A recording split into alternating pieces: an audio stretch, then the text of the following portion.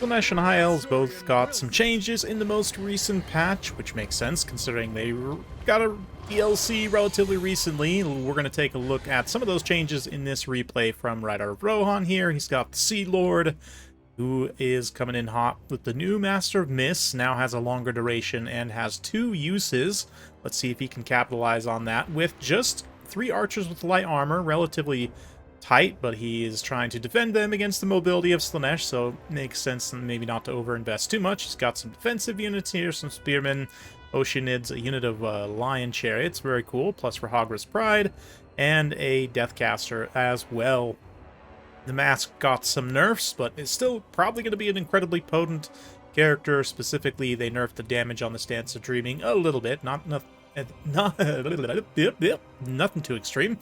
And he also, what did he get, a little HP nerf, something like that? Anyway, yeah, the devotees also got a little bit of extra ammunition. There are a few other changes for Slaanesh, but in this build we're going to see some Chosen as a front line. We've got some Hellstriders to back them up, some devoted Marauders with the Hell Scourges, almost called them War Scourges. That sounds more coordinate than anything, but yeah, Hellstriders here as well, and the Riders of the Mighty Serpent, Regiment of Renown.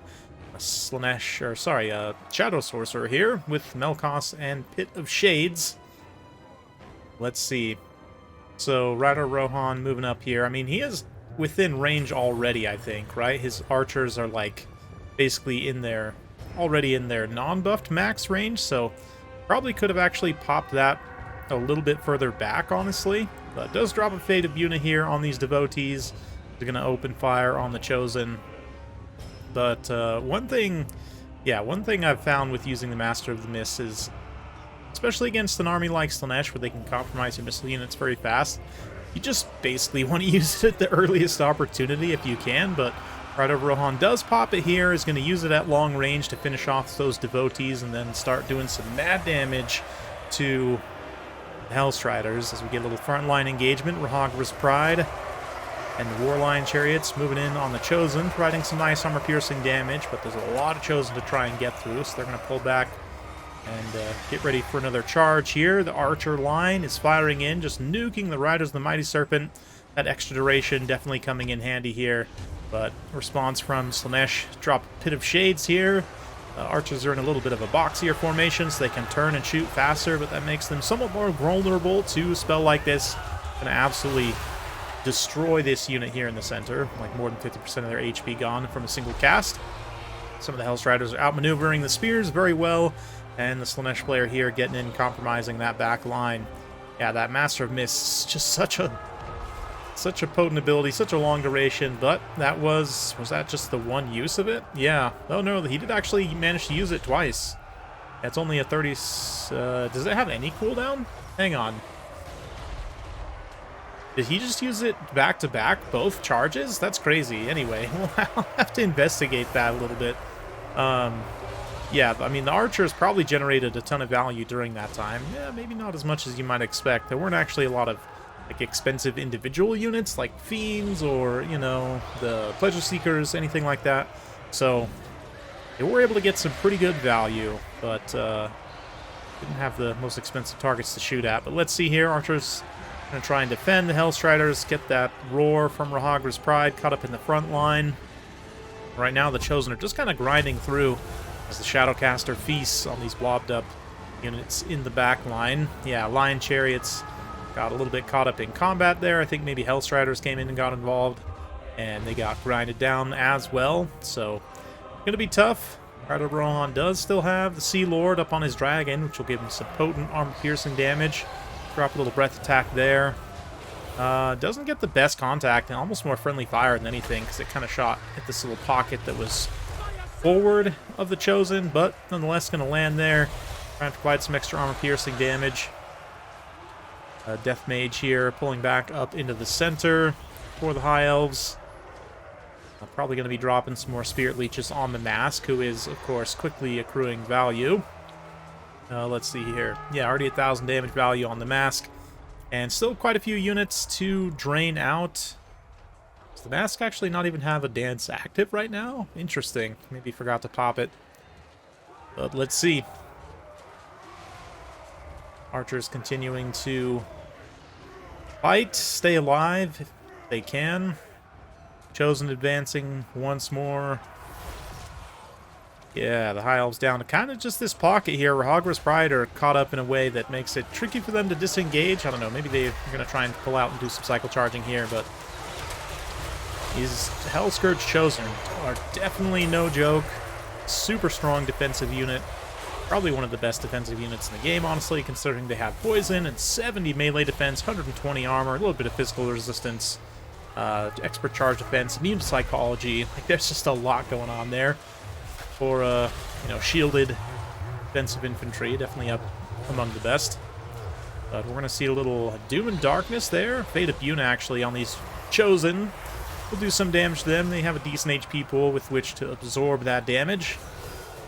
Hellstriders also coming in to close down these archers here. And the Mask getting some really nice hits on the Sea Lord. Dance of Dreaming is active. Okay, so we can see it. Does that not actually show on his card? Okay, so that's probably been active the whole time then.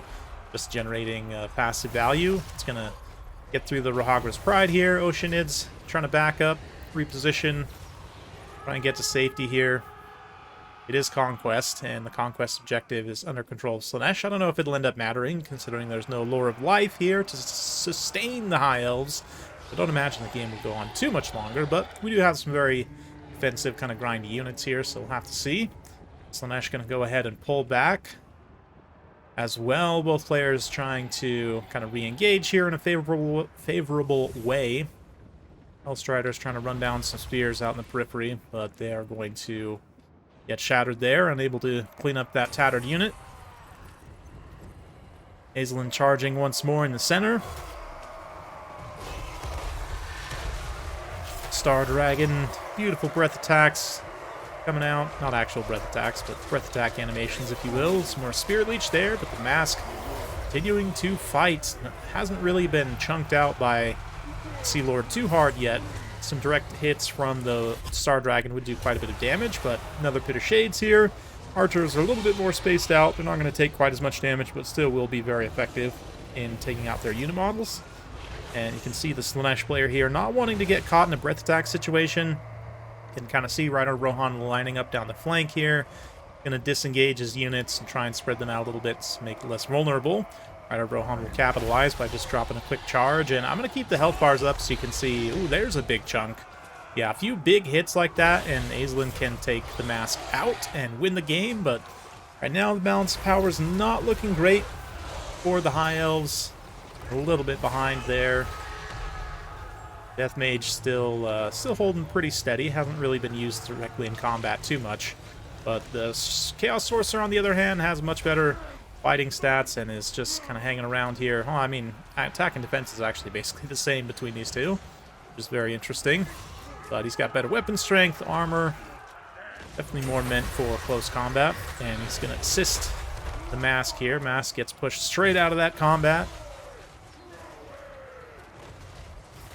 The Sorcerer Lord, or the Sorcerer, doesn't actually have magic melee attacks, but nonetheless, the Oceanid's taking just a beating in that engagement, and this unit of Chosen has not. They're basically completely healthy still, so Mask also getting some good hits on Sea Lord. Anytime he's tried to come down to the ground, it hasn't necessarily been a free gimme to get like free attacks. Sometimes with a strong Flying Lord, you'll see them get clean engagements, good charges. You can take out the Mask very quickly, but Rider Rohan so far hasn't really been able to do that. Yeah, it looks like the Dragon whiffing that charge there. It's a little bit unfortunate. Might get a charge in. Yep, that applied the charge bonus, giving a much better hit chance. And another swing and a miss there, so... yeah, some attacks also might go into the Chosen instead, as the Dragon kind of gets distracted here. But without that charge bonus, I mean, Azelin's attack's 48, which is not that great of a hit chance against the Mask, but the Mask did take a couple of big hits there. Will she go down? Let's see here. Mask teetering on the edge of leadership, but Azelin actually routes as well. That extra, you know, -6 from the Dance of Dreaming, piling on top of everything else. Damage sustained, of course, but yeah, a lot of different things. Army losses actually kicks in there right at the end, but still, yeah, that's tough. When Azelin loses his leadership, the rest of the High Elf army crumbles, and Rider Rohan takes a loss, so... Yeah, fun one for sure. Big thanks to him for sending that one in. Yeah, I'll have to investigate that if there's literally no cooldown and you can actually just chain those back to back. That seems kind of broken. But it ultimately didn't give him an insane amount of value here. Like, this one archer gets very good performance, you know, 1,000 damage value on a relatively cheap unit is pretty solid, but you kind of have to factor in the cost of the ability as well, and taking Azelin over another, you know, opportunity cost of taking him over another lord, potentially. But, yeah, the archers did perform relatively well here. Oceanids did okay. You know, for their costs, you might have liked to see them do a little bit more, but they didn't really have great targets to fight in melee. Spears also just got outground in a defensive battle here against these Chosen. But in particular, I mean, the Chosen themselves didn't even do that much damage. The Mask, instead, just fighting on top of them, did the majority of the damage. Ultimately does probably crumble out there right at the end, it looks like, but... yeah, it's a lot of damage value. 22,000 damage dealt, 3,500 gold value. Very, very tough to deal with, even with the nerfs. This Mask is still going to be super strong, so it doesn't seem like the nerfs were too much by any means. But, yeah, let's go ahead and just take a look here. If I load into a quick skirmish versus AI battle with the Sea Lord here. Whoops, not the Empire. 2v2 Sea Lord with the Empire gun units is absolutely hilarious, though, for the record. Yeah, Master of Mists, okay. So, let's just take him. Let's just take, you know, some Sisters of Avalorn. And, yeah, we'll take some slow Lizardman units here. And let's just see if we can get it to go off twice if there's actually no cooldown. That would be hilarious if they didn't set a cooldown on it, because it used to only be a single-use ability. Therefore, it didn't need any kind of cooldown. But it definitely seemed like Rider Rohan was able to use them back-to-back. Right there. Guardian of the Seas! But, let's see. Okay. We'll just pop it now. Yep, see, they're already within range, so that's kind of what I'm saying. Like, you really, with this ability, just... you need to just use it as soon as you got it. And especially you can catch your opponent off guard if they like deploy too close from a vanguard, or like on a map like this where you have deployment zones very close to each other. But okay, let's fast forward a little bit through this. They're going to unload some arrows. Might have actually not taken enough Lizardmen to... oh yeah, there's the 0 cooldown.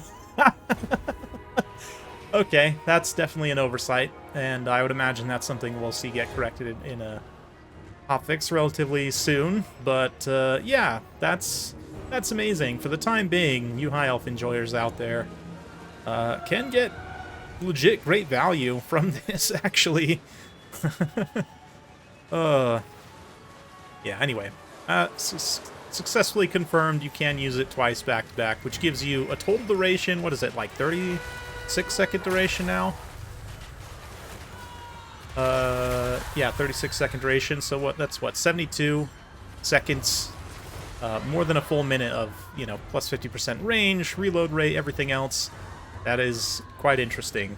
Do with this information what you will. That's it for today. For me, hopefully you enjoyed. If you like this sort of content, be sure to like, subscribe, hit that bell notification. Every time I upload, you'll be notified. Thanks again. We'll see you next time.